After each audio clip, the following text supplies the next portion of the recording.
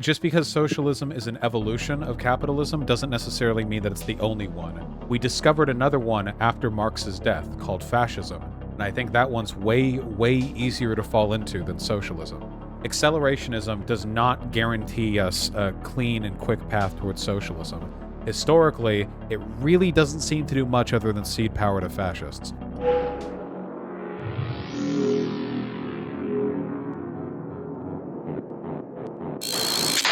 Good evening and welcome, listeners, to Cafe de Flore. Cafe de Flore is a server dedicated to education and debate, where we discuss issues in philosophy, politics, the sciences, and the arts.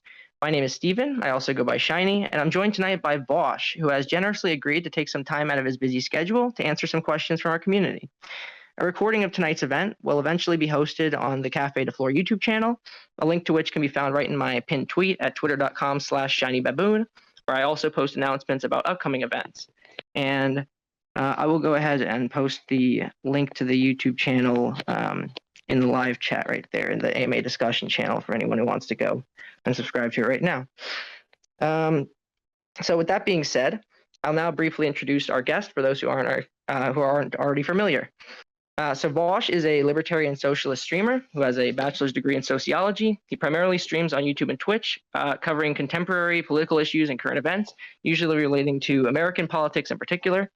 In the past, he participated in high-profile debates with public figures such as Destiny, Sargon of Akkad, and many others. And he's also notably raised nearly $300,000 US for the Palestine Children's Relief Fund during a recent 24-hour charity live stream. So Vaush, we're so glad to finally have you here. And I gave you a bit of an introduction right there, but if you want to add anything else to what I said, yeah, you can feel free to do that now. I am also a Bloodborne speedrunner, and I was the first person to complete the 100% route for the game. Right, of course. I can't believe I forgot to mention that. So, how much time do you have for this AMA, by the way? I think we can kick forward at least an hour, hour and a half. All right, okay. So we'll move on to about that amount of time, about hour and a half, however much you have, much time you have of audience questions, where I'll be reading out the questions from the AMA questions channel and unmuting anyone who wants to ask Vaush a question directly. If you submit a question that you want to ask in voice chat, be sure to indicate somewhere in your question, preferably by including the letters VC in an obvious location, like at the beginning or end, and I'll just bring you onto the stage when I get to your question, and you'll be able to ask directly. So, with all that out of the way, are you ready to begin, Vaush, and go into the questions? Yeah, absolutely. Hit me up. All right, excellent. So, we'll start out here with a question from Mikey Ann. They ask, what do you think of dialectical materialism and historical materialism? I think they're very neat ideas. I don't think they encapsulate all of our understanding of human history, and I don't think that they're singularly capable of explaining everything that we know about the reasons why people have progressed in the way that they have, but I think it's a really good metric for framing our understanding of history in a way that leads us naturally to some conclusions. Conclusions about who has what, why they have that, and what we can do to stop them from having too much. All right. And they also ask, they say, I used to watch you quite a lot when you were at like 60K on YouTube and around until later 2020. It's interesting to see that since then you've gained such a following and I've moved on to become a Maoist. I don't mean this in a condescending way. So what do you think of people you radicalize later moving on to Marxism and more specific forms like Marxism, Leninism, Maoism? Any thoughts on why this happens? Probably because I didn't do a good enough job expressing my hatred for your ideology at the time, but that's okay. I'll reel you back in with time. I don't think that Maoism or Marxism-Leninism lead down any good roads, so it's really just a matter of time before you all get pulled into the whirlpool that is Vaushism, anarcho-Bidenism, as it were. Okay, so next we have a question from Spoopy. They say, hey Vaush, I've seen clips of you denouncing black nationalism and nationalism in the hands of the oppressed, comparing it to white nationalism. As a Palestinian, I need to ask about your feeling on Palestinian nationalism. Don't you think faith in one's homeland and pride in your nation is something powerful for Palestine in such trying times? Can't Palestinian nationalism be an avenue towards proletarian internationalism if wielded correctly? Also, with Israel trying to erase Palestine and Palestinian culture, doesn't Palestinian nationalism serve as a powerful counterbalance to total erasure? I don't think that systems of oppression stop being as such when wielded by the oppressed, I'm afraid. Masters' tools and all that. With regards to Palestinian nationalism, Scottish nationalism, Kurdish nationalism, or whatever, I say the same. I think that nationalism can be a useful tool to coordinate anti-oppressive activities and rebel against your oppressors. But fundamentally, existentially, I still think that nationalism is extremely dangerous. Most of the black nationalism that I was describing before is actually black separatism, the ethno-nationalist component of their behavior and ideology, which ethno-nationalism is not acceptable under any circumstances by any group. With regards to Palestine, though, if you're going to champion Palestine's flag as part of resisting oppression, I think that's acceptable. But in the long run, I hope you would move past that towards a broader and internationalist approach towards proletarian affairs. All right. So then we have a question from Freeze Peach. They say, hello, Vaush. I believe you said that in explaining the disparities between the Black community and other groups, you've said the explanation is either going to bottom out in racism versus environment or genetics versus socioeconomic circumstance. I just want to know whether you think that these narrative options around explaining disparities, intrinsic versus environment, downplays the role of agency, namely the idea that you are not merely a product of either your genes or your environment, but are always already responsible for your choices and the way you engage in the world. Does explaining people as products of their environment foster the sense that people don't control their futures and thereby become more passive in planning their future? Think about that one stream you had arguing with Chad about the value of hard work and how they were how confused they were by it. The same thing may happen with explaining things environmentally. Chat was confused because they were all 14 years old. No, I don't think that when you're talking about broad statistical averages, consequential influences of things like the environment are much more predictive than anything like agency or free will or hard work or whatever else people want to say. On an individual level, there is a massive amount of variance between people's behavior based on their personality and their skills and their talents, but a disparity between large groups, a disparity between, say, two racial groups, can really only come down to environmental or genetic factors. The alternative explanation would be that one group just doesn't work as hard as the other group, and that is also either a genetic or an environmental factor, isn't it? Or a combination of both. If you were to make the argument that, for some reason, on average, a person's race affects their likelihood of working hard, then I mean, you're essentially saying it's either a genetic thing or that some cultural or social element is precluding less individual autonomy. That is to say, autonomy and agency really only matter at an individual level. Statistical averages will always win when you're looking at the bigger picture. So we'll move on to a question from Vagan or Vagan. I'm sorry, I'm not sure how to pronounce that. So if I pronounce it wrong, my apologies. What are your thoughts on the labor theory of value? Have you looked into it before? Do you agree with mainstream economic perspectives on the LTV?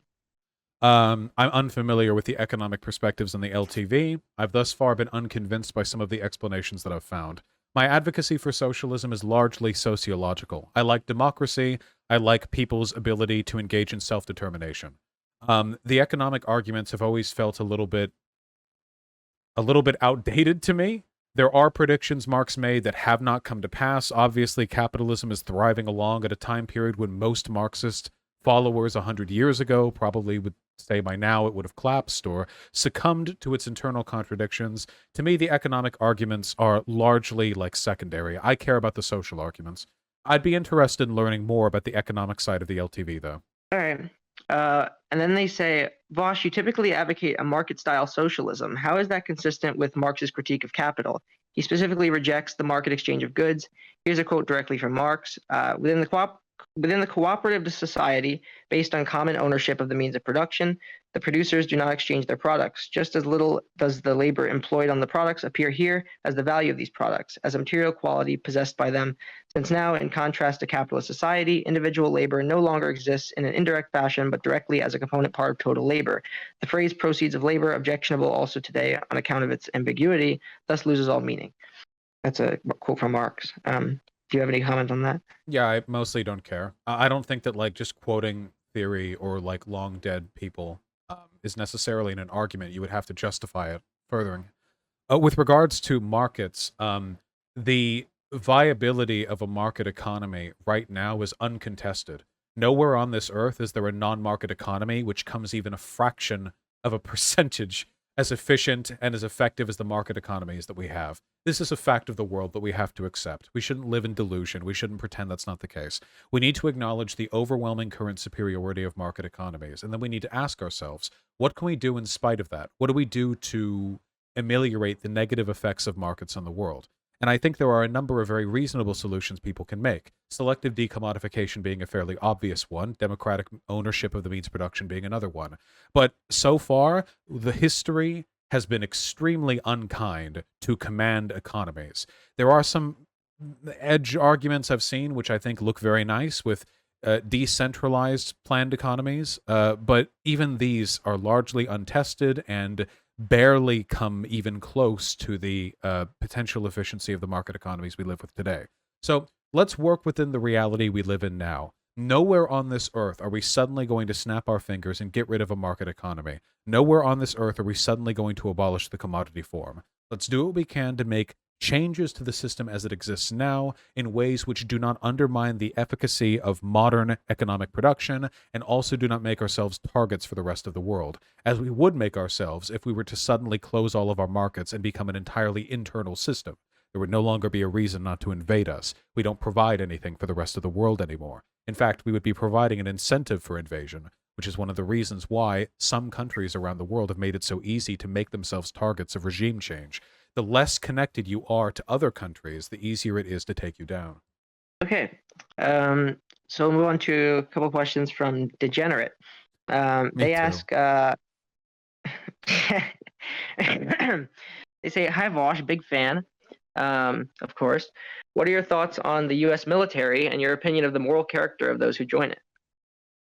I believe the majority of the military went to Biden. I don't think that the military is there are people who joined it are particularly morally heinous. I try not to think of individuals that way. There are many individual reasons why individuals may participate in a system like that.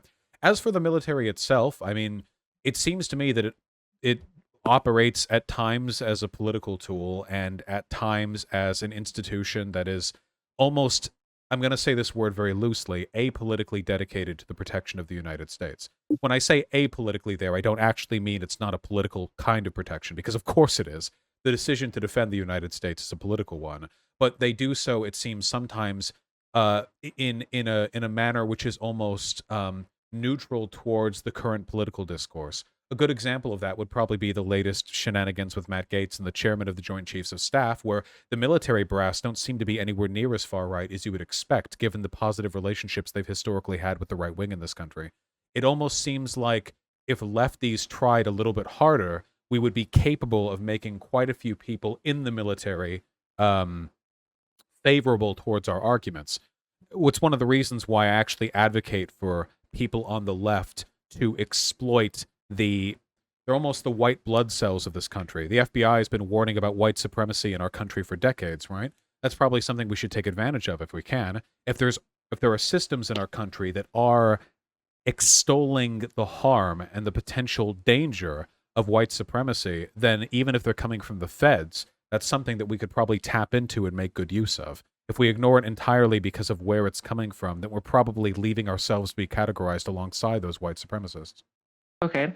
And then they ask, what goals are you trying to achieve with your online presence? Oh, I just want people to have good arguments in favor of progressive socialism.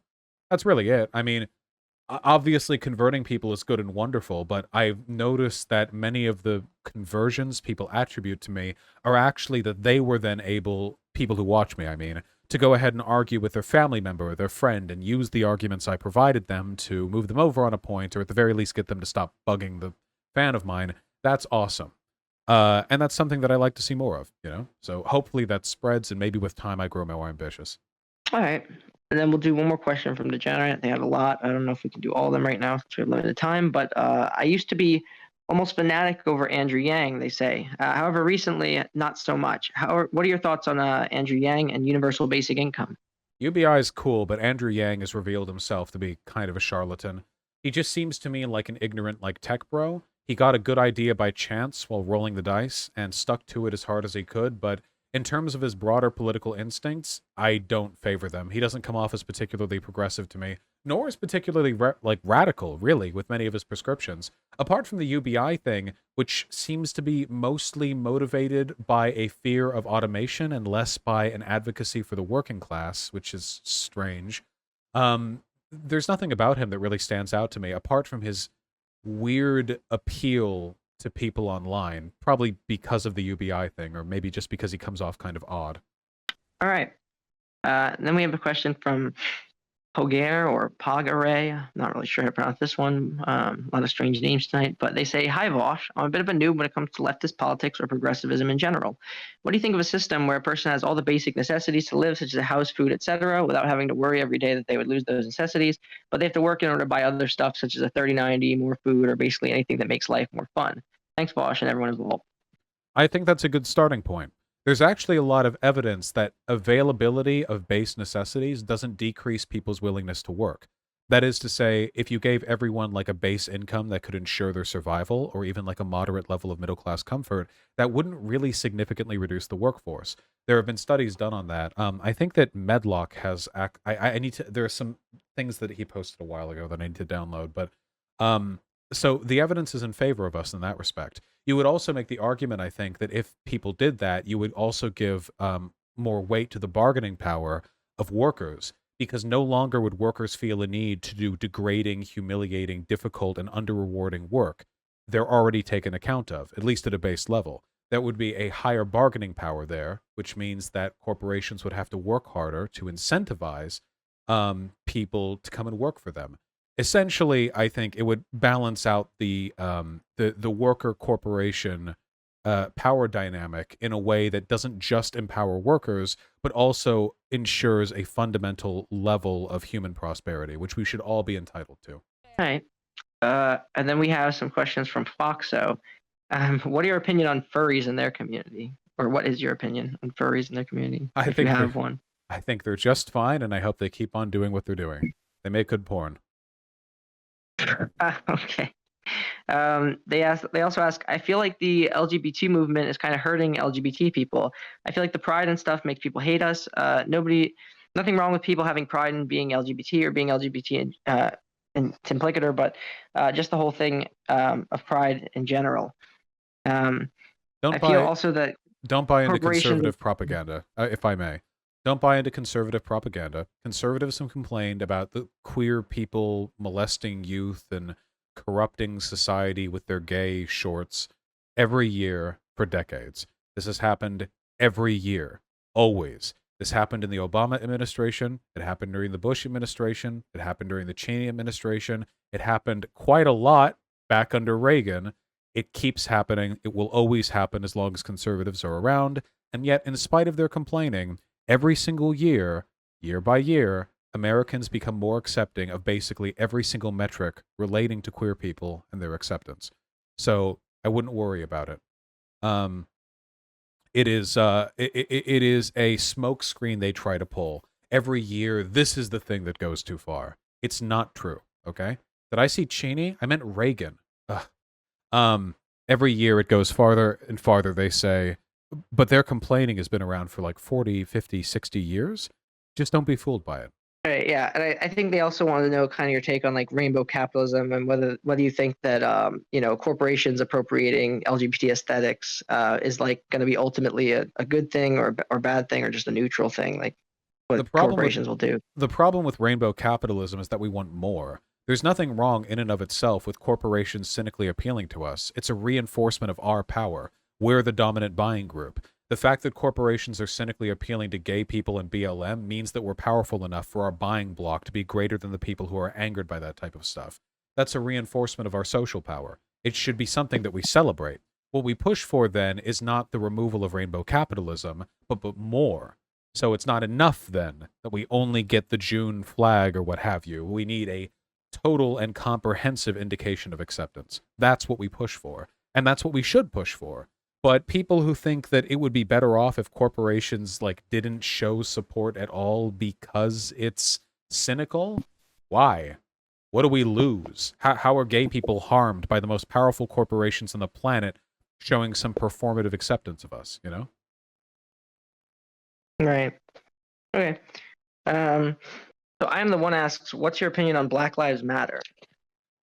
I think it's good. I am in favor. Right. I figured you wouldn't probably have much else to say beyond that, but So Eli Speak says, Vaush, do you think that participating in electoral harm reduction is going to set us up for real change in the future, or are we simply preserving a system that's not capable of radical transformation? Nah, the system is preserved whether or not we participate in it. Leftists not voting, trust me, is not going to bring down the system. However, us voting and us participating and advocating can lead to people like Bernie Sanders briefly getting a national speaking post. And in doing so, we created millions more lefties.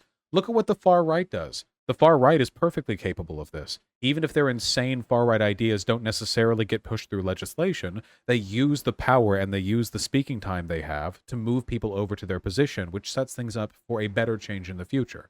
Well, worse change in the future for them because they're bad, but yeah.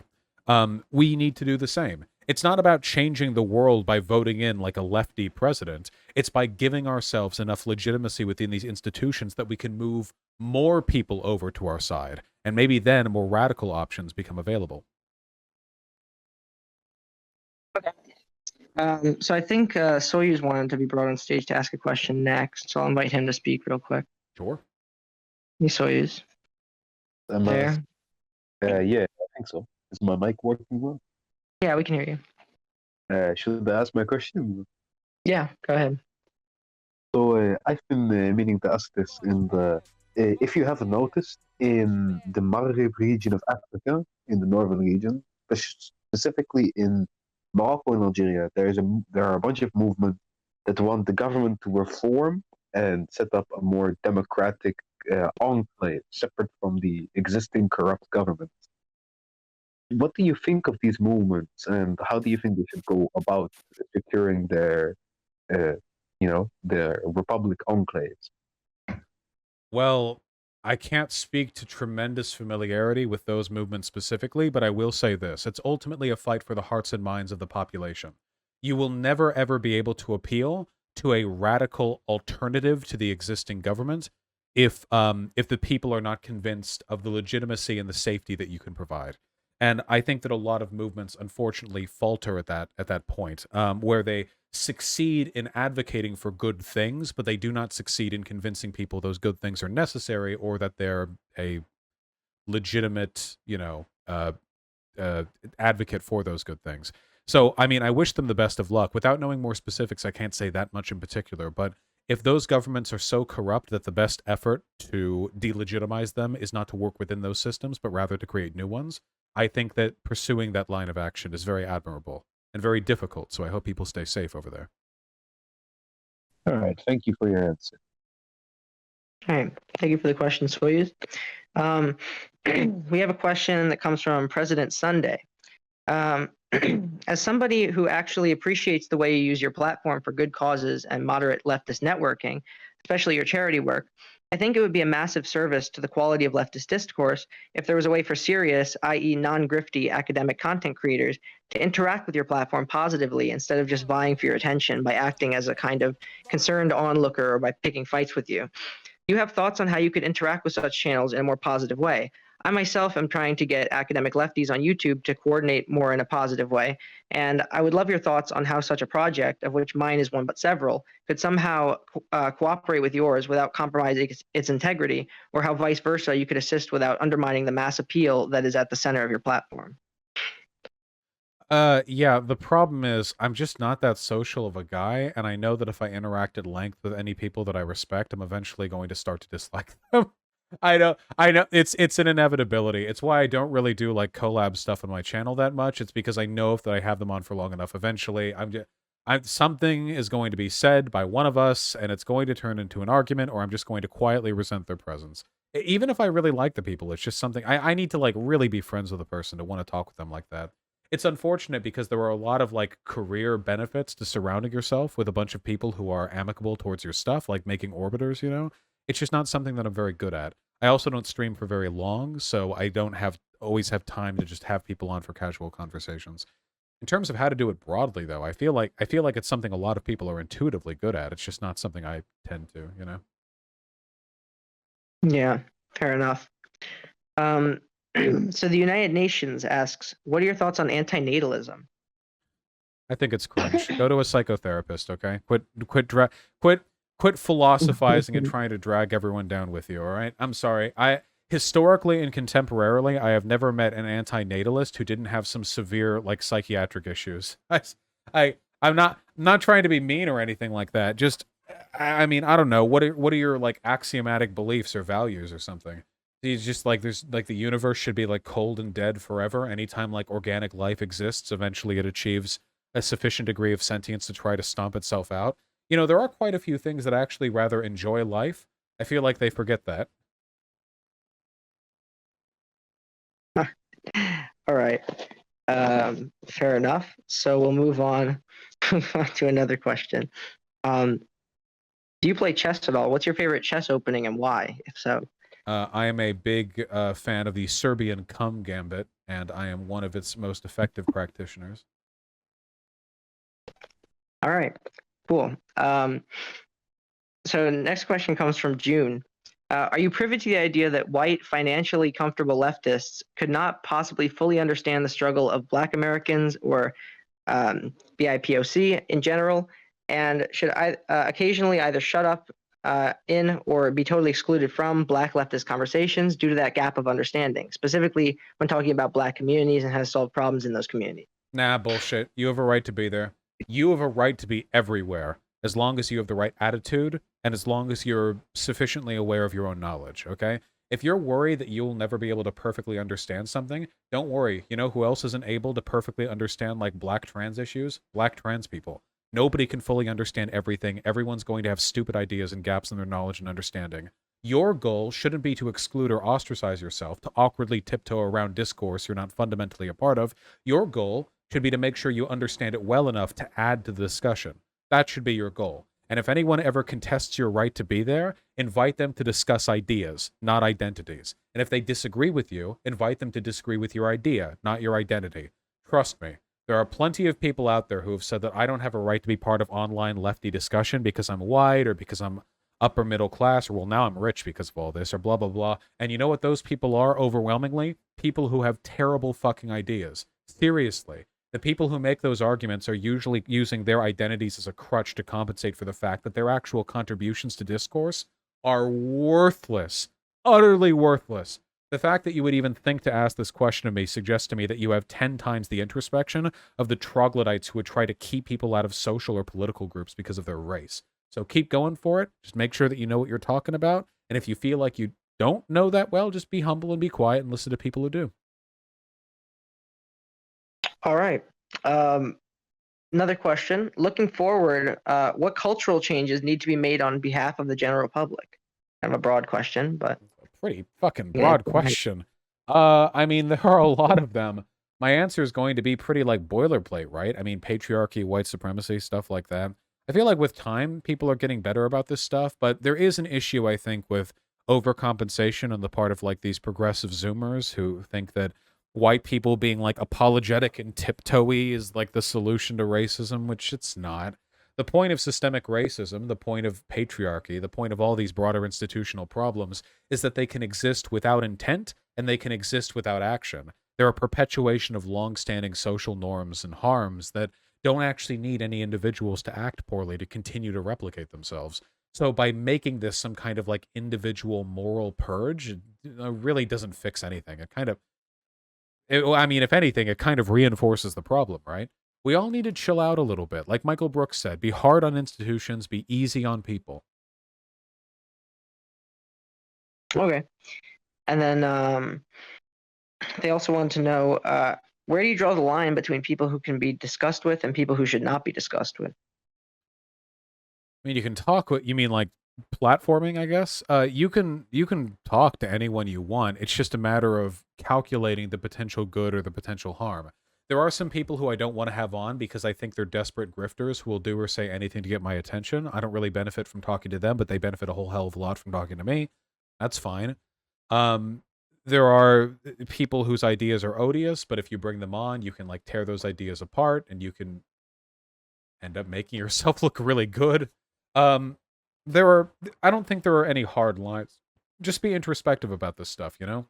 Recently, Dylan Burns, he got in a big kerfuffle because people were quote tweeting him after he announced that he would host me debating JF Gariepi, a rapey Nazi, you know? there are people saying like, oh, you're doing social harm by having him on, blah, blah, blah. And well, there are some arguments there that are legitimate and some arguments there that aren't. It's always a lot. There's always like a blurry line, though. It's always discourse. I wouldn't take it too seriously, you know? The far right has historically not empowered itself based on being platformed by the left. That's not normally like the avenue that contributes the most harm. Usually they have their own systems for replicating their power, and usually they take advantage of civil discourse by expecting to be treated fairly and neutrally by liberal interlocutors up until the point where they no longer have to keep the mask on. That's not something that's typically a problem with leftists. I heard about what was going on with Dylan because of the JF thing. That was kind of ridiculous. It was definitely like, I mean, I understand having criticisms, right, of like platforming people like that, but the response was like over the top, man. It was pretty dumb. It was mostly led by Sean, who I think is like kind of a really scummy person. The funny thing is, and I'll drag the tea on this one, Sean, you know, like of Sean and Jen fame, the Skull YouTuber. That guy, after Lindsay Ellis made a big video discussing the abuse she suffered from Twitter woke scolds, including like a long discussion on her rape and sexual assault in the past, Sean continued to make like vague tweets like antagonizing her. Like, oh, The Last Dragon movie looks really good, I should look at it, that kind of thing, you know? Like, tweets that he only made because he was trying to signal disagreement with the person who just made a tell-all story about her abuse, without actually committing to it because he's a fucking coward. And the funny thing is, that behavior leads people to kill themselves. So, it's like, Sean was, like, posturing super hard about how awful Dylan Burns was for platforming JF because someone might have heard it and then DM'd JF, and then JF might have groomed that person, a thing which has happened before. But Sean was engaging in the perpetuation of like online bullying, which we know leads people killing themselves. These people, the people who get super up in arms about this, are usually massive fucking hypocrites. So I don't have any respect for them. All right. And then we'll take one more question from June. She asks, do you think that the left should take more steps to arm and train themselves properly with firearms and other means of revolution? Spicy one. Yeah, no, for sure. Yeah. If you're a lefty, yeah, get a gun safe, get a couple firearms, go to a local range, train and practice for a bit, maybe take a couple of those self-defense courses, you know? It's not for now. It's not like owning a firearm is going to help you John Wick yourself out of some home burglary in the near future, because it's not. Overwhelmingly, it's not. The math does not favor those outcomes. But what you can do is insulate yourself potentially against the community threats in the future. Because it's possible that maybe things are cool right now, but guys, with how tumultuous life has been lately, do you really know for sure that 10, 20 years from now, there's never going to be a time where maybe you're happy that you and your like-minded neighbors have firearms? You never think that might happen? We already have white supremacist patrols and militias that run around parts of town in Portland and Seattle from time to time. You really think there's never going to be a time where you're going to be thankful that you and your neighbors have guns? I'm just going to say this much. If society ever destabilizes a bit, I do not want them to be the only ones to have guns. Right, that makes sense. Just don't be weird about it. Just don't do some weird, like, you know, my gun is me and I am my gun, like holding your gun, shaking, waiting for someone to knock on the door. Just don't let it influence your paranoia, because that can cause other social problems. Just have it as like it's like a fire extinguisher. How many times have you used your fire extinguisher in your life? I have never in my life used a fire extinguisher or needed a fire extinguisher to take care of any fire in my house. But I keep one. I make sure that it's full and that it's not expired. And I have trained myself in its use by firing it for like 3 seconds outdoors once many years ago. And if I ever need it, then there you go. But that's how I think of my gun. It's also like pretty. Guns are pretty. But like for in terms of its utility, that's how I think of my gun. It's a fire extinguisher. Okay. So I think we had a couple questions from Mars Bars that they wanted to ask in VC if they're there. I invited you to speak, Mark. Ah, there you are. Hey, what's up? Yo. Hey. So I have 2 questions. The first one, what's your relationship with Destiny right now, and what do you expect it to be like in the future? We don't talk now, and I imagine we're not going to talk in the future. Though I'm sure fate and circumstance will bring us hurtling towards each other at some point or another down the line. Yeah, probably. And second, how do you go about improving your debate skills and knowledge? What is the process like? And how do you know you're getting better? Like, what criteria do you use? My audience tends to be pretty critical of me, so I usually think they're decent at judging this type of thing. With improvement though, really it's just a matter of practice. The number one thing that everyone needs to do to be good at debates is staying calm during them, because that's the tool that you use in every other aspect. If you're calm, you're more likely to be able to make good decisions, you're more likely to be able to wrangle the conversation favorably to yourself, you're more likely to pick topics that favor you, remember evidence that you can use against the other person. Staying calm helps with everything. I used to be way more angry during debates than I am now. Anybody who remembers the first Sargon debate, for example, like, whew, I get toasty in my brain, you know? Lately, though, the overwhelming majority of the conversations that I have, even ones that get heated, I'm usually able to keep pretty calm. So that, like, facilitates everything forward, or everything from that point.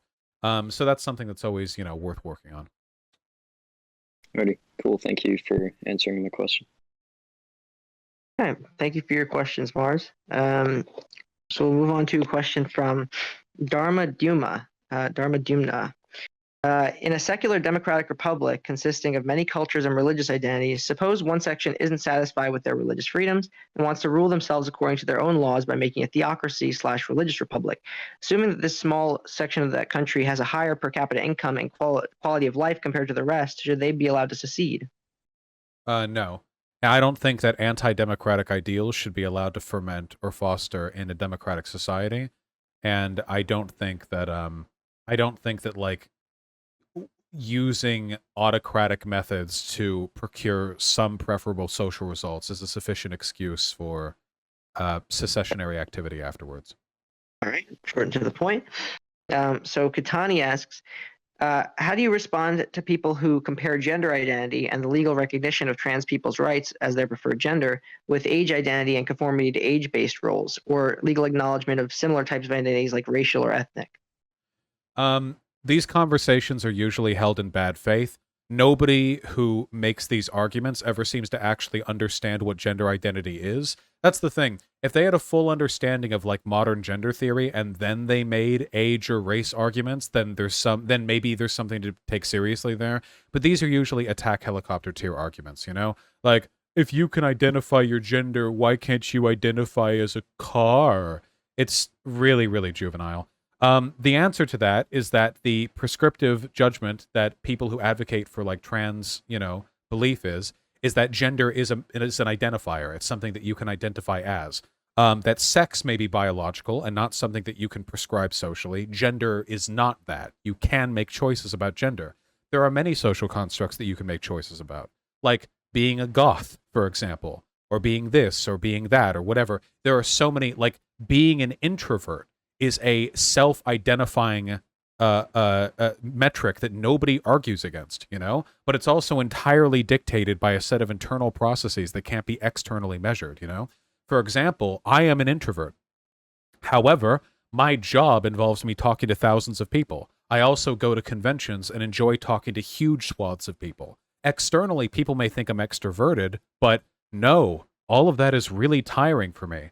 I enjoy it in a performative sense, but in terms of my energy levels, it wreaks havoc on me, and anyone who knows me personally can know that. So we consider whether or not a person is introverted or extroverted. These are identifiers. Nobody would say, oh, you're an introvert, huh? Well, your biology says otherwise. Nobody does this. Nobody says this. So, yes, gender is a matter of identification. Now, as for race, while it may be a social construct, people don't usually say the same stuff about race. As for age, nobody says that. Nobody says that age is an identifier. Age is a very direct and empirical measurement. You can very, very clearly measure, from birth to death, a person's age. Nobody says that about age, you know? So again, the question is often held in bad faith by people who don't even understand the gender argument well enough to debunk it. It's something worth pointing out. All right. So next we have a question, or I guess a request from your fave environmentalist. This is more of a request than a question, but can you talk more about geopolitics and bring Dylan Burns onto your show more? I like both of you guys, and I'd like to see more collaboration between you and other lefty content creators.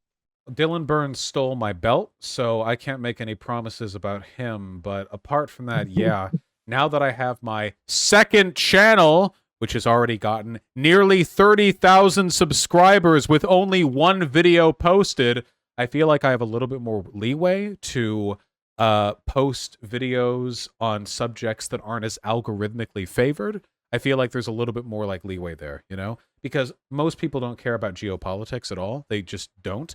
So I was hoping to put videos that are more niche in their topic, like over here. And hopefully, yeah, people will tune in for that stuff.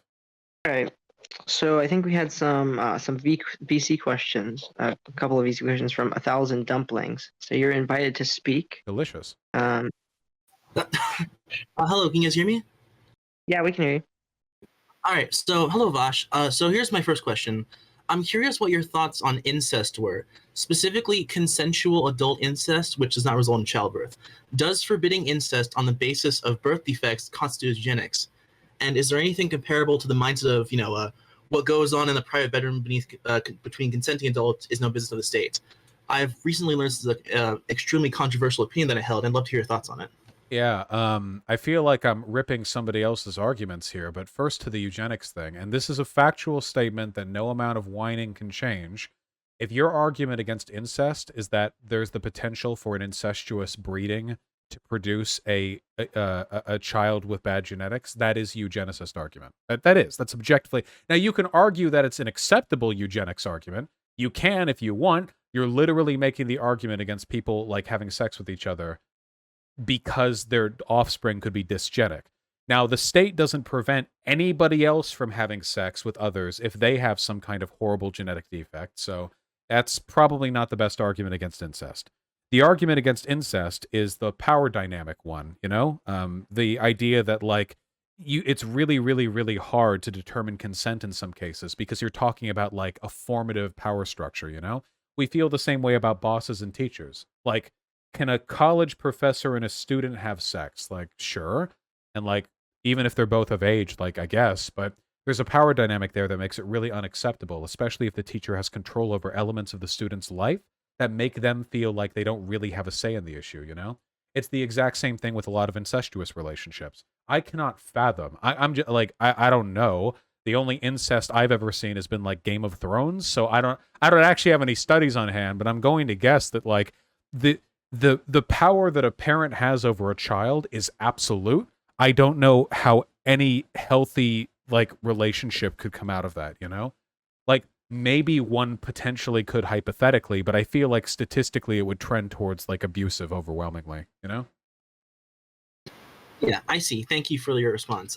My second question is, well, first of all, have you played Fallout New Vegas? Do you know about that at all? I have, yes. Okay, great. So what do you think is the best faction for Vegas? Obviously, the ones being Legion, Caesar's Legion, House, NCR, Independent. What do you think is the best and why? Sorry, chat. I think the best option in terms of, like, likely world stability would probably be House Independent, followed by New California Republic, then followed by Yes Man, and then followed by, after a very long gap, Caesar's Legion. But in terms of, like, awesome, ideal, you're playing a video game and you call the shots, then Yes Man, followed by NCR, followed by the House, followed by Legion, probably. There's not really a strong ethical argument for Legion. I feel like the House probably had, or Mr. House probably had a really strong argument for, like, stability that he could pretend. And past that, the NCR seems like the best hope for, like, broader democracy, but I don't know. With video game logic, if you could make, like, a sequel to New Vegas, and you went independent the last route, you could probably, like, single-handedly unite the Wastelands, right? Because you're a video game character. You know what I mean? Right, obviously, yeah. Yeah. All right, that's everything. Yeah. Thank you so much. I really appreciate it. Yeah, Thank of course. you for your question. Yeah, thanks for your questions, 1,000 Dumplings. So next, we have a quick question from Jake Sherwood. Do you have any investments? Not presently, but I plan on getting into it. I don't think there's anything unethical about investing. Yeah, absolutely. I mean, if Google AdSense is going to give me money, I might as well have more money at the end of the day, right? I don't know, like, it seems like, I feel like I worry about, like, a future market fluctuation. I wish I invested right after COVID-19 because things have trended up so far since then. But yeah, if you're like a young lefty or whatever, you should totally look into ways to responsibly invest, because once again, I would rather live in a world where lefties are financially comfortable than not financially comfortable. And it doesn't make you any less of a leftist to invest in the stock market. It's not like you become bourgeois just by doing that. All right, so next we have a question from Zondo321. They ask, for those who live in hard red areas of the U.S., many local and state level elections, such as auditor and treasurer, go to Republicans completely uncontested and no Dem even runs. My question is, should left-leaning people challenge them, even if they only get their political information from YouTube, or is it better to let the positions go to quote-unquote qualified conservatives? I mean, you have a right to challenge them whenever and however you can, right? It's really a matter of how much time and money you want to put into it. Your likelihood of winning isn't great, but it's possible you can find edge cases, especially in lower, elections like city council, where it's possible for you to win in spite of everything. And if you can do that, not only is it awesome, but you also have the ability to gain a lot of experience for any future projects, It's definitely something worth doing. But keep in mind, it's a lot of work. I have talked to many prospective, campaigners at every level.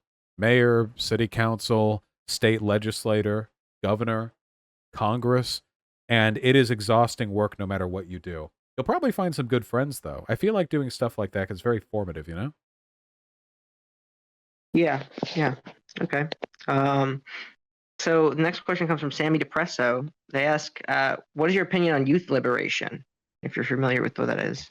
You mean like no more homework, no more bedtime? Well, I don't know about that. I think the idea is just like generally, giving like young people more autonomy, expanding rights typically reserved for adults, like voting rights and stuff, to younger people. Just that kind of general principle, I guess. I think They didn't really go into more. I think I'm generally okay with that, right? Like maybe lowering the voting age to 16. I've heard good arguments for that. I don't know if like people suddenly become wiser at 18 than they were at 16 or 17. Yeah, the problem is like there is so much mixed up in here because on one hand children are stupid fucking idiots who deserve nothing. And on the other hand, like I don't think it's right that children are basically like legally slaves to parents. There is a lot of progress that could be made in those elements, one of which would be like medical care. Like for example, I know there are places in the US where you can't even get a COVID vaccine if your parents don't approve of it. There are places where children have an incredibly difficult time, like resisting the medical will of their like fundamentalist or cultist parents. A lot of really, really weird stuff like that. In elements like those, kids could probably do to have a little bit more medical autonomy than they do now, a little more political autonomy. But I still wouldn't want kids like signing contracts or whatever, yeah. Give more power, but maybe not more responsibility, because responsibility is a two-way street. If it gets exploited, then children could find themselves committing to really dangerous long-term, life plans. All right. So we have another question from Mars. It's about optics.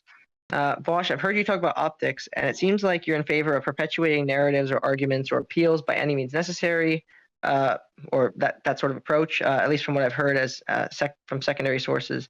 Don't you think this is counterproductive and opens people on the other side to believing that leftists may be dishonest, or are there rules to political optics? No, because I'm a firm advocate against misinformation or dishonesty. I've always believed that. Dishonesty is is politically undesirable for democratic movements because it completely insulates the people making those arguments from accountability from their audiences, Even if you were some kind of like ruthlessly utilitarian advocate for democratic socialism, the problem that you would run into is that if you use lies to promote yourself to the world stage, it becomes harder and harder for you to actually act in the goals that you said you believe in, even if you were lying for a good cause. Like, how do your followers check you, Who knows what you were saying was truthful? What expectations have you set for people? It's not acceptable. Optics are important, but you don't need to lie to have good optics. We're right. All we need to do is tell the truth well. All right. So then I think, wait, is he here? We got a question from, yeah, Bruff and Dust. I'm inviting you to speak if you're able to come to the stage. There is. Yo, Vaush, what's up? Yo, what's up? So I've noticed that you've made jokes in the past. Uh-oh. You cut out there, Ruffin. Not. I foresaw a criticism, so I had his house line cut. Oh boy, I'm not sure if he's there anymore. Uh-oh. Well, okay, we'll give. Oh God. Yo, can you hear me? Howdy. Howdy, howdy. Howdy, Hey. howdy. Oh gosh. What? Yeah, we can hear you.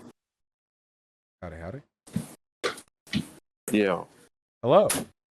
can you Yeah. hear me now? Yeah, we can hear you. Can you hear us? Okay. I don't know why you guys weren't able to hear me when I was outside. I was able to hear you guys. That's kind of weird.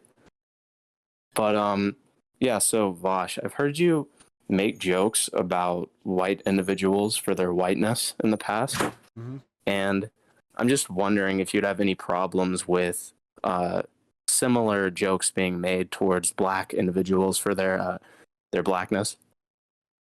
You mean like I make jokes about like I say like, oh my god, this whitey, but like I couldn't say oh my god, this black person because it'd be racist, that kind of thing? Yeah, sort of.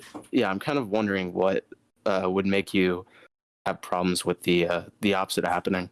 It's not an intrinsic problem thing. It's more of a like, this is the world we live in now, and it's a sign of people's like willingness to adhere to social expectation, you know? So like, I'll give you an example. In a fundamentally like perfect world with no racism, there'd be no difference between those things. I guess you wouldn't even make those comments because race wouldn't even be a concept.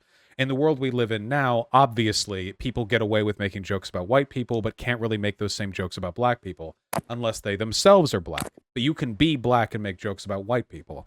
Is this unfair? Well, kind of. Yeah, it is. It's totally unfair.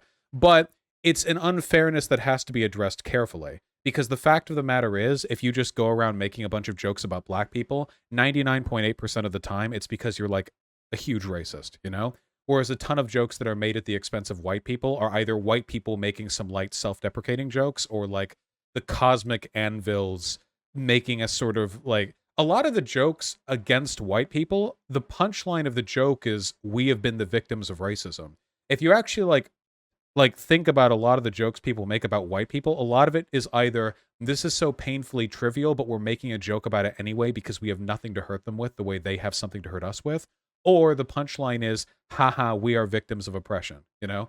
That is to say, if non-white people are making jokes about white people. So I feel like the underlying sentiment there is different. If you're asking, like, what do we do about this unfairness? I am fighting for a world where white people can make jokes about black people. But that needs to be a world where those jokes aren't like obvious cover for real racism. So that's the goal, right? If you fix racism, then there's no longer any fundamental imbalance that needs to be addressed. That would be the goal, I think, right? But in the meantime, like the solution can't be like, oh, well, I'll just make jokes about black and white people the same, because nobody will interpret them the same way, and you will end up finding yourself in the company of people who make a lot of jokes about black people, except they're not really jokes. They just don't like black people very much, you know?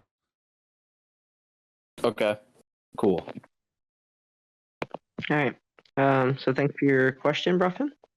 We'll now move on to a question from Deluce Juice. They say, hey, Vaush, have you set dates for when you'd like to do another research stream? I think your last one on the situation in Xinjiang was some of the best content you'd ever done, and I'd like to see more of its nature. Same thing with charity streams. When would you like to do another one, and what about? Well, I guess we'll kind of call it. Charity streams have to be on cooldown because my audience does deplete a finite resource when they contribute to those. So that's I don't think I can do more than like 2 or 3 a year on those. We're going to do canvassing. Wait, what? It's 2021 is good. Yeah, we're going to do canvassing with the next year. Within the next year, that's going to be like a big kind of like charity thing, I guess, or at least it'll expend similar resources. When it comes to the research streams, I do enjoy doing those. It's just I have to be propelled by frustration. The only reason I did that research stream is because I was so irritated with all of the tankies, you know, who were just lying through their goddamn teeth about like, oh, the only evidence is like, you know, Radio Free Asia propaganda. Oh, it's all State Department propaganda. In truth, the evidence of a genocide was provided exclusively through shipping data, Chinese internal reports and stuff that they brag about. Like, it's all really obvious out there stuff, you know? The research stream has 42,000 views. The summary of the research stream has nearly 100,000. I guess those are good numbers. People seem to enjoy that type of stuff. Yeah, I can do it again in the future. I would need to think of a good topic, though. I feel like a lot of social topics I've already covered, you know? Like, the race stuff, like, research on criminal justice racism. Like, okay, I've done that before. Like, I feel like I've proved that, like, as much as any person can. So what do I go past on that? What would the next topic be? Like, climate change? I like there being a villain. It's important that there be a villain. China was the villain in the Uyghur genocide thing. So what's after that, you know? Like, I'd have to think, you know? Yeah. Okay. So we have a question from Georgia Peaches. They say, "Hey, I'm a fairly new fan, but I've heard you discuss a few racial topics like implicit bias, arrests, schooling, and opportunity to housing. It seems like from your last video, you're against having separate spaces for Black people. If you could do anything to solve the racial injustice in America without destroying culture and identity, where would you start and why?" So I don't like the destroying culture and identity argument because, like, cultures will always change no matter what you do. Black culture, as we understand it, has been changed irrevocably through the end of segregation, and it will continue to change with time. There's no changing that. In fact, it's a good thing. I'm an advocate for multiculturalism. Cultures can change and shift, but still maintain a lot of unique vibrancy. The problem is, I don't think that, like, Black culture is preserved through Black-only spaces. I don't think that even slightly. I think that all the nuances and the ebbs and flows of cultural change are far too complicated to be addressed, prevented, or exacerbated through the policies that we use to exclude or include people.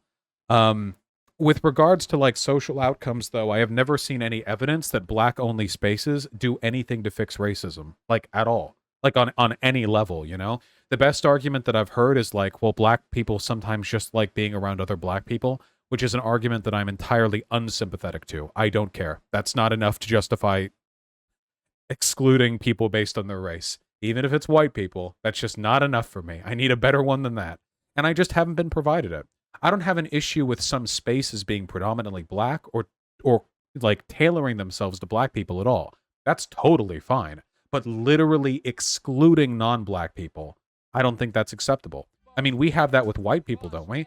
Like, I don't know, what would be an example, okay? Like, Anime Expo feels like pretty white sometimes, but you can still get a ticket if you're Black, you know? I don't know, it just, yeah, a NASCAR rally, yeah, sure, yeah, it feels like a fairly white event, but if you're Black, you can go. I don't know why you'd want to, but yeah. Yeah, just don't draw hard lines of exclusion and everything's fine, you know? I think that's okay. Yeah, there are actually a lot of Black people at AX. That's true. So I think Girl Boss Marcy wanted to come on stage and ask a couple questions. Uh-oh. So Marcy, invited you to speak. Hey, what's up? Howdy. Let You're me find my question. You're I known lost it. in my community. Yeah, decently. I'm working on that. I'm trying to make it so Twitter isn't my biggest platform because I hate Twitter.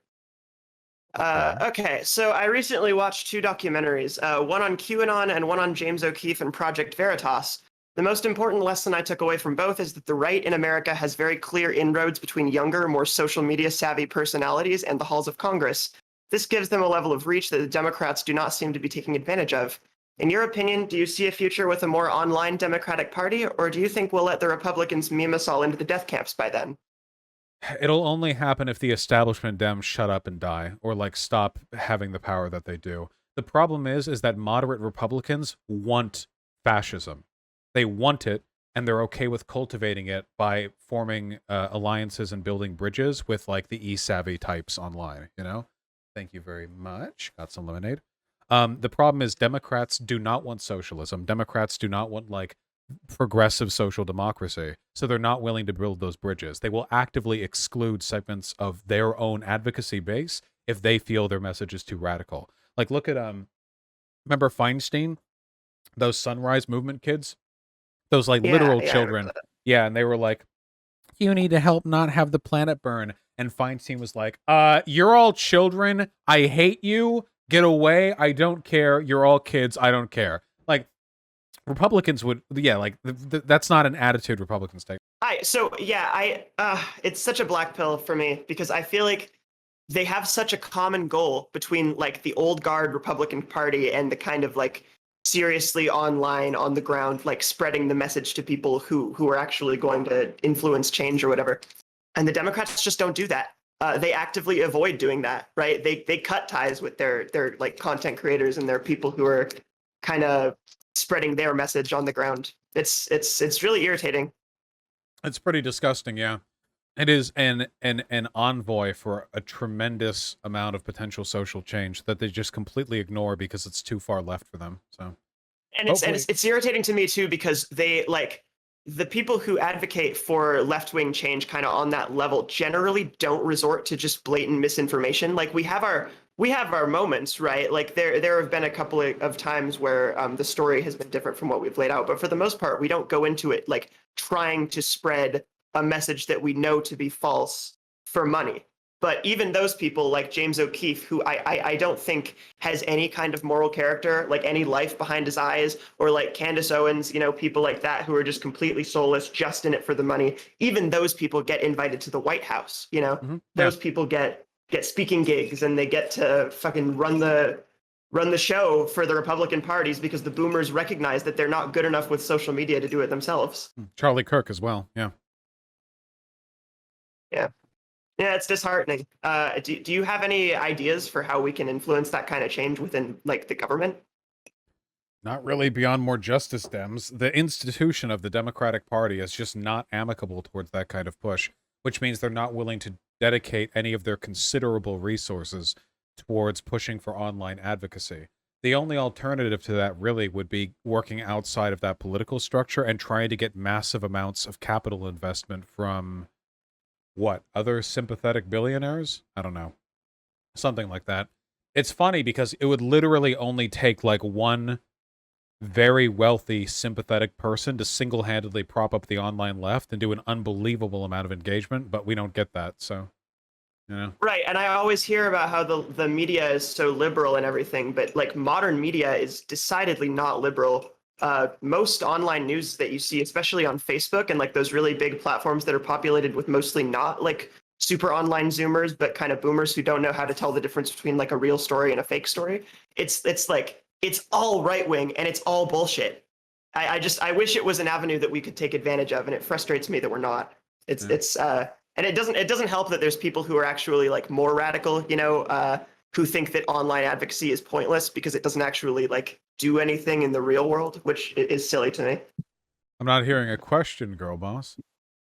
Sorry, I'm kind of stoned. I just kind of popped in here to ramble. Hi, VGG. All right, I'm done. See you later.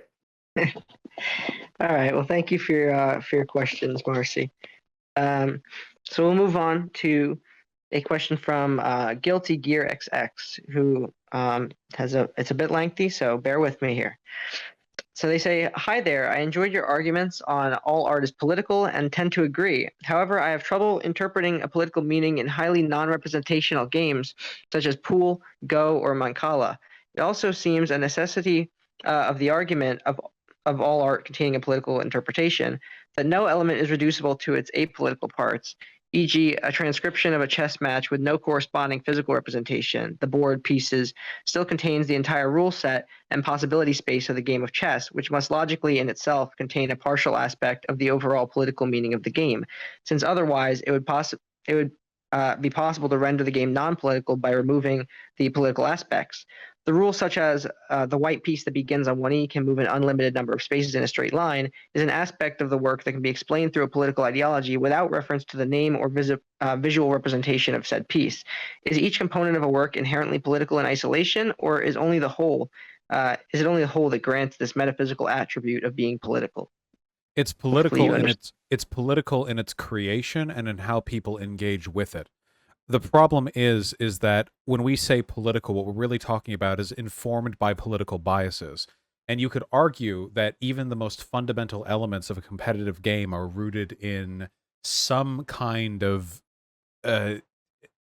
fundamental presumptions that we make about what types of games are worthy compared to others, what types of conquest are desirable, and likewise, it's not just about how we interact with it, but how it is created. And I guarantee you that if you look at the history of chess, you will find that its rule set and its what have you were very much motivated by the political biases of those involved in its creation, and the ways it was changed, of course, because it hasn't just been the same game all this time. You can argue that once you subtract everything in isolation from this and that, I mean, if you really want to, you can take the movie Clockwork Orange and you can distill from it 1 trillion individual artistic pieces, and then just look at an off-white swatch, just a panel of off-white, and it's one of the colors that was used in one of the scenes. And is there anything political about this? It's how our brains interpret information, that our irises process from light, reflecting off the blah blah. No, maybe you couldn't make a strong political argument for those things, but that's not the art we're talking about, is it? And nobody would call it artwork. Well, actually, I suppose that's not true. Some people would call it artwork to just paint a white swatch, wouldn't they? But that is political, isn't it? The same reason that Duchamp's toilette is itself political. A contravention of standard art forms is political. A rejection of expectation can be political. And it's one of the reasons why the type of art was considered degenerate by the Nazis. How could a swatch of paint be considered degenerate? They used it on their buildings. Well, it's because of the context in which it was presented. So the answer that I have to all of these questions is try not to think of it as the politics is created from the parts in the whole, and try to think of it as art is a form of communication, and communication is always colored by our biases, no matter how much we may try otherwise. Even the absence of communication can achieve a more political expression than would otherwise be present. After all, Newspeak in 1984, the language designed to cut down as much as is possible on excess human verbiage and terminology, is the most political language of all, specifically designed by a political party for a political outcome. It has less elements or fewer elements than our language does today, but it's become more political through its cultivation. Just, I don't know, think of it that way. All right. So next we have a question from Karachi the Blind, asking about third parties in the United States. They said they're curious about your stance on the potential of an American third-party victory anywhere in our lifetime. Could you see a Libertarian or Green Party president, for example, within the next 50 years if this country were to last that long under the same political system we have today? Only under the same political system? No, not a chance. We would need to get rid of first past the post. The institutions are just too rooted. Without some kind of fundamental change in the way our votes are tallied, there's no way. I mean, maybe like a nuke hits half the country and something ridiculous like that. But assuming things maintain more or less some degree of stability, then no, it's going to be the Dems and the Republicans until something change. Okay. And then Watercolor asks, I know you call yourself an anarchist as a long-term goal. However, I struggle to find videos from you explaining that belief or your long-term goals in general in more detail. Why do you think of yourself as an anarchist? And is there a reason why you tend to refrain from talking about that belief as much online? Yeah, I just don't care about it. At the moment, it's like utopian. Why do lefties do this online? Like, lefties will go online, like, here's the society that I want to live in, and it's like 300 years away, I guess. Like, it's not totally invalid to think of the big dream in the future, but so many lefties don't know anything about the way our system works today or what changes could be made in the meantime that it feels like a worthless exercise. If anything, it feels like contradictory because it encourages them to not participate unless the outcome of that participation would be their big utopia. In which case, like, damn, that's pretty counterproductive, you know? Like, why? It's important to focus on things you can actually do and keep the things you can't do in mind, but when it comes to the details of anarchism, I don't know. 200 years from now, the world is going to be so fundamentally different that any prescriptions I make right now are going to be, like, meaningless by then. Seriously. Like, can you imagine then, you say, like, I'm an anarchist, like in the 1800s. What does that mean now? We have the internet now. We still don't have anarchism. What does that mean now? It means nothing. None of their prescriptions, none of them at all, for a real functioning blood and heart society could have come true because they couldn't have predicted any number of changes that took place between now and then. So let's focus on what we can do and what we can change and adhere to principles we think are valuable. Principles of democracy, freedom, liberty, free association, egalitarianism, progressivism, stuff like that. I think those principles lead towards anarchism and communism. But I'd rather focus on the intermediate steps than I would like this big mountain in the distance, you know? Hello there. Hello. Hello. Yeah, Wash. I wanted to ask a few questions about commonly cited criticisms of market socialism. Specifically, what I think is your model, which is like worker co-ops. Sure. And a social democracy. Yeah, absolutely. Okay. Tear me apart. But let me go after each point in tandem, okay? Okay. Should I like say all the points and you will respond to them individually, or should I say should we go point after point? Let's go point by point. Okay. My first criticism is how would investment be managed within a market social society? Because you cannot expect workers to be able to fund bigger projects by themselves without being severely at risk of actually going into poverty, going to debt. So would there be some kind of authority which then plans the investment, like some sort of social planning of investment, or would the workers have to basically risk everything when they make a company? Because I think that workers risking everything is kind of problematic in my opinion. I think the two biggest avenues would probably be non-controlling investment.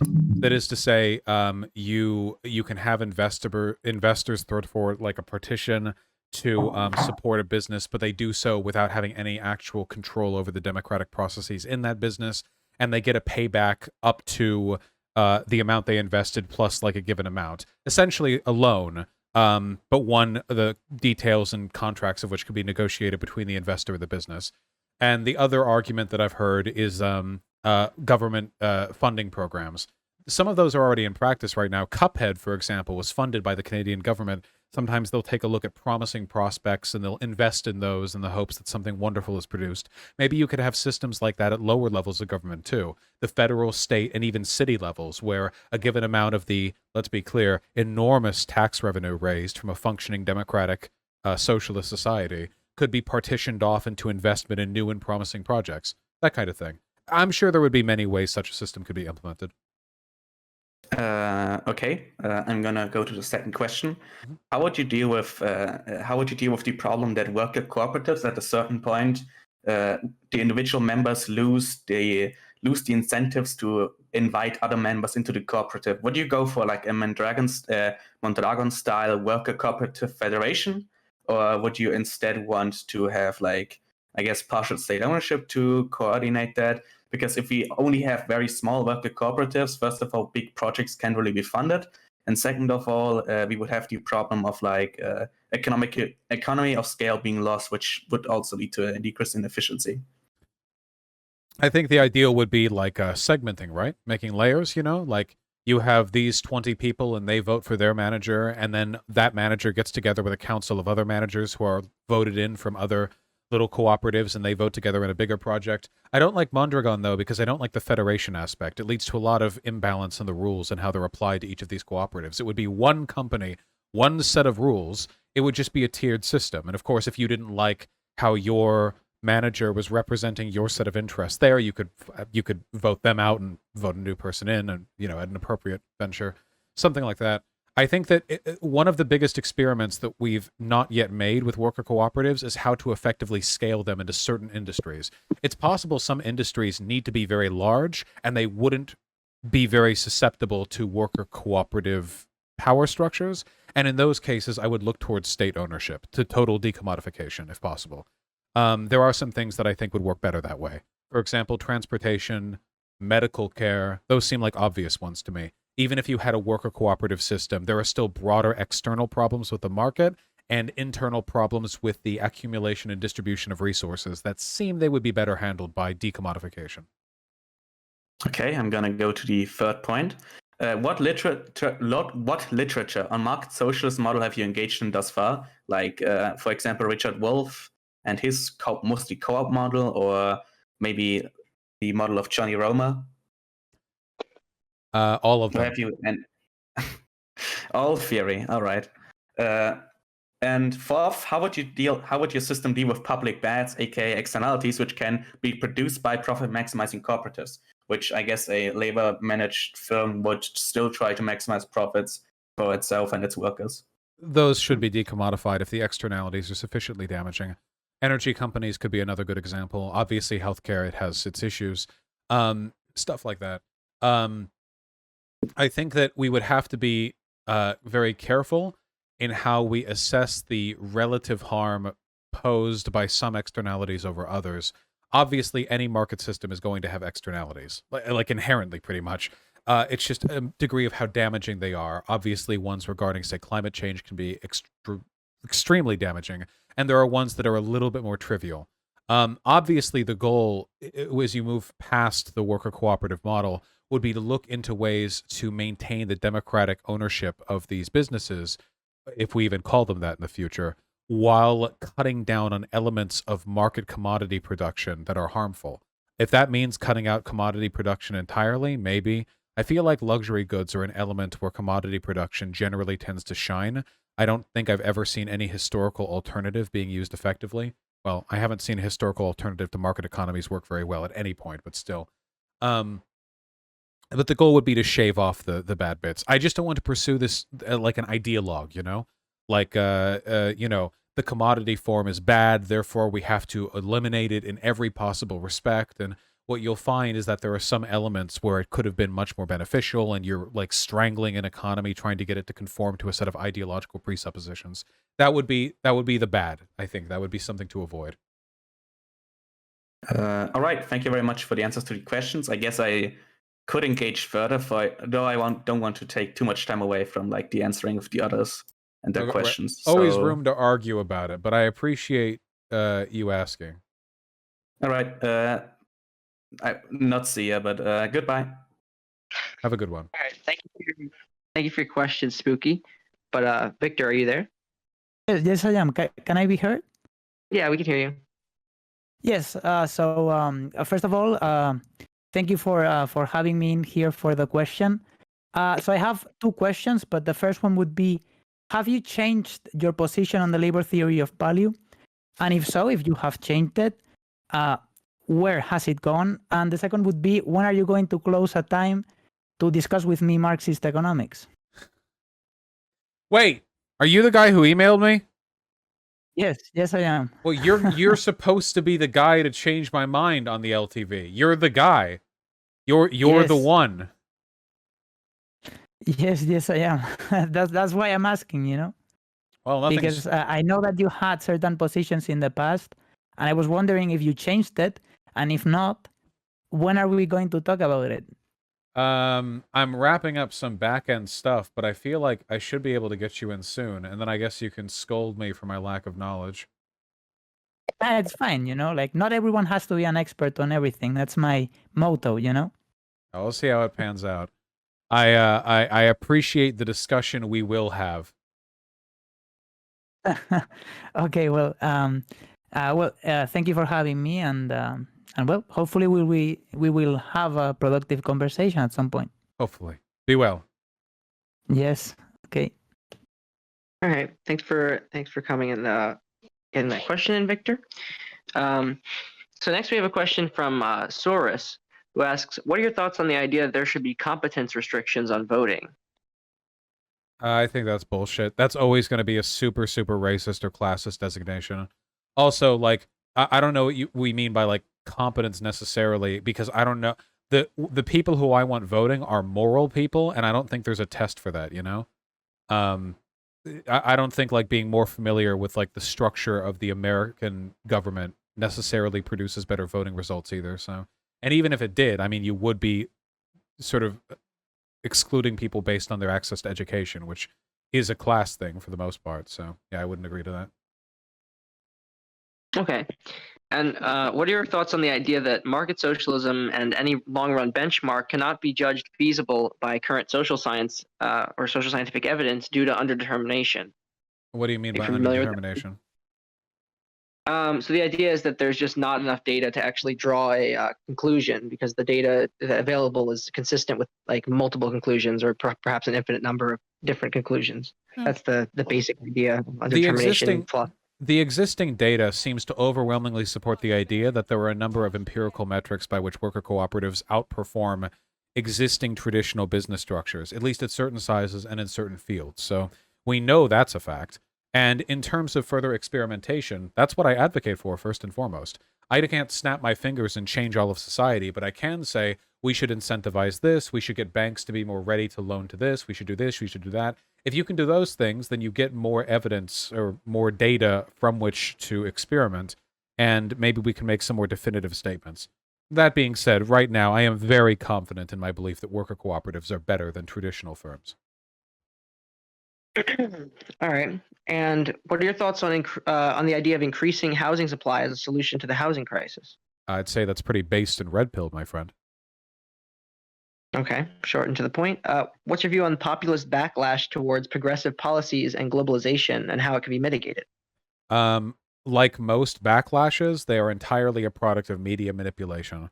I don't think that the effects of globalization on labor markets within our own country inherently lead to anything. It's a matter of what the news stories decide to cover.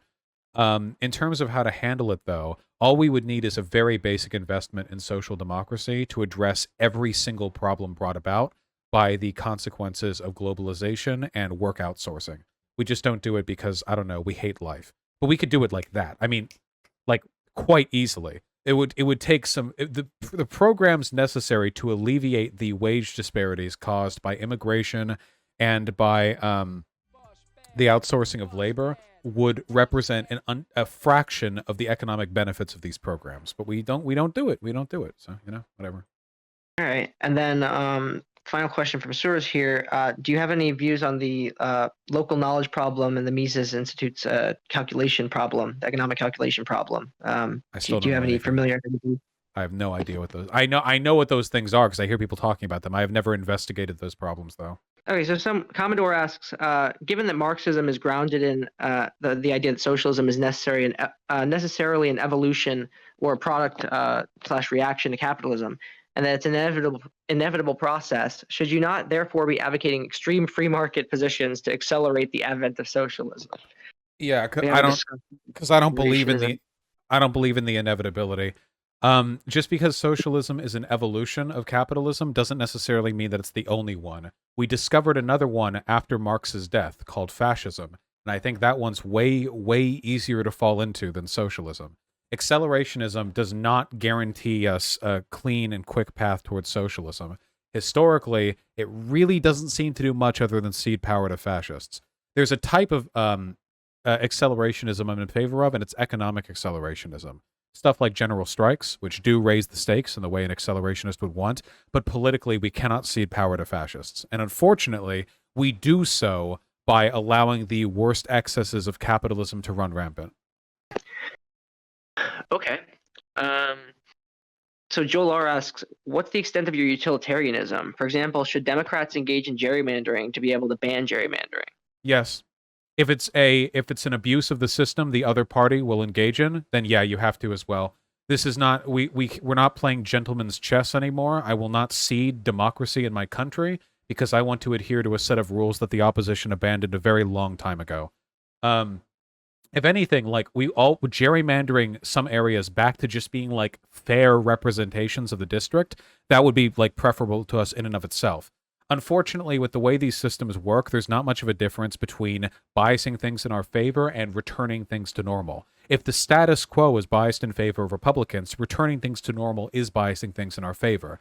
It's a very shaky line, and I would have to think about it case by case. I mean, I don't want to, like, politically disenfranchise... Like, just because, for example, like, Republicans want to politically disenfranchise black people, I don't want to start politically disenfranchising white people, for example. Like, I don't think that we should go toe-to-toe with them on every single act of anti-democratic behavior they engage in, but I do think we have to take the kid gloves off because we'll lose this country if we don't. And that means everybody loses too. I mean, nobody benefits from fascism, right? Okay. This is a good one. It's kind of broad, but since you're focused on policy and you're interested in policy, what are some ideal policies we can implement or strive for in the current system to improve the lives of people in the U.S. and everywhere? broader housing initiatives, first past the post voting, anything, please God, involving climate change. Biden could commit to that public option that he pretended to care about for a little bit. That'd be super cool. These are things that you can push for immediately, but the immediate solutions are not the ones that actually fix the problem. They're just the ones that put the band-aids on the problem. The real solution ultimately has to be a one which addresses the power imbalance between ourselves and the people who have different interests than us, whether that be the wealthy or entrenched politicians and so on. And that's more of a broader cultural battle, you know? Oh, did I say rank choice? Sorry, and first past the post voting. My bad. All right. So, sorry, I'm just having trouble figuring out which ones to choose here. There's so many. Let me try to find one more good one. I saw one a second ago. Oh, I guess this is like this is an interesting one that we haven't kind of touched on. Not really related to politics directly, but what advice would you have for an aspiring for other like aspiring online lefty debaters or content creators? I've got a video on that. That's all I can really say because like the advice is fairly complicated, but I have a video on that, recommendations for future political content creators. In terms of debating, it's mostly like a rhetoric thing, which I've talked about as well. Yeah, make sure to touch plenty of grass, you know, don't get too insular online, but beyond that, yeah, it's mostly just about handling yourself in a way to mitigate the excesses and the harms that are a product of online political discussion. And then from there, you can sort of move forward, you know? True? I dropped out there. Sorry, I dropped out for a second. But we could end off here. One more. We could take one more question. Yeah, if you want to take one more, yeah. All right, someone wants. How's it going? Am I coming in? Howdy. Can Hello? you hear me at all? I can hear you. Awesome. So, Vaush, I have a question on a moral conundrum. Hit me up. Alrighty, this is Kowalski from Nebraska. I don't know if that came in. Okay, so regardless, in modern farming practices, like commercial farming, monoculture, all the rest, it's pretty, amoral. However, if you look at the math on it, a transition to a more just system, which I guess would be more like plant-based everything, would take a very long time. Am I being immoral for continuing a farming practice that I know is harmful to the planet, but I do not see it being replaced anytime soon? And if I fail to do it, it would just be picked up by somebody else who would just simply do the same thing, if not worse. No, I don't think so. For the same reason that I don't think it's necessarily immoral for lefties to sign up as cops either. The institutions and the systems exist whether or not you do. You're not like a leader. You don't have the ability to fundamentally change the way these systems are organized or to reduce their impact or their harm in a broad sense. You only really have control over what you have. And in this case, what you have is, like you said, something other people could potentially use in your absence. The farming plot wouldn't go away, after all. In those cases, I think that you have to work within your means and do the best that you can do. To an extent, everybody is affected by this, you know? We all participate in wage labor. Oh, hey, hold on. A lot of feedback is coming in from your end. Here, I'll just put you down on my side. 1 second. There you go. Nice and quiet. We all participate in wage labor to an extent, which means we all sort of are component in sustaining the existing capitalist system. Many of the people watching eat meat. I mean, you literally breed like cows. It seems like this is something that we all have to grapple with personally and do the best we can in our own circumstances. And to feel worse than that usually encourages us towards inaction more so than it does encouraging us towards better action, if that makes any sense. Okay. Seems like they. Goodbye, Kowalski. Seems like they left the stage, but all right. So I think we can pretty much wrap up here. Really appreciate you taking the time to do this today, Vaush. If anyone, again, my Twitter is Shiny Baboon. If anyone wants to go by and check out the YouTube channel, we have events. Sorry, I cut out there again. Just we a have little events bit. like this all the time. We've had Dylan Burns on before. We've had Noam Chomsky. We've had a debate between socialism and the left and New American Left about gun control. So we do things like this. We have discussions and debates. Talk about various academic subjects. Vaush, do you want to plug anything before we end off here? I will post some of your links in the discussion channel here, including the link to your second channel. But if you want to mention anything verbally before we end off, then feel free to do so. No, that's okay. People will find me if they find me. Okay, fair enough. Well, with that, thanks for coming again, Vaush. Anybody who wants to, stick around and hang out can move down to the, the regular channels in the server. And I'm going to close this channel in a few minutes. But Vaush, you're free to go now. Thanks for coming. I'm free. Have a good one. That was a slightly more coherent AMA on Discord than I'm normally used to. That was fun. I hope we all learned something.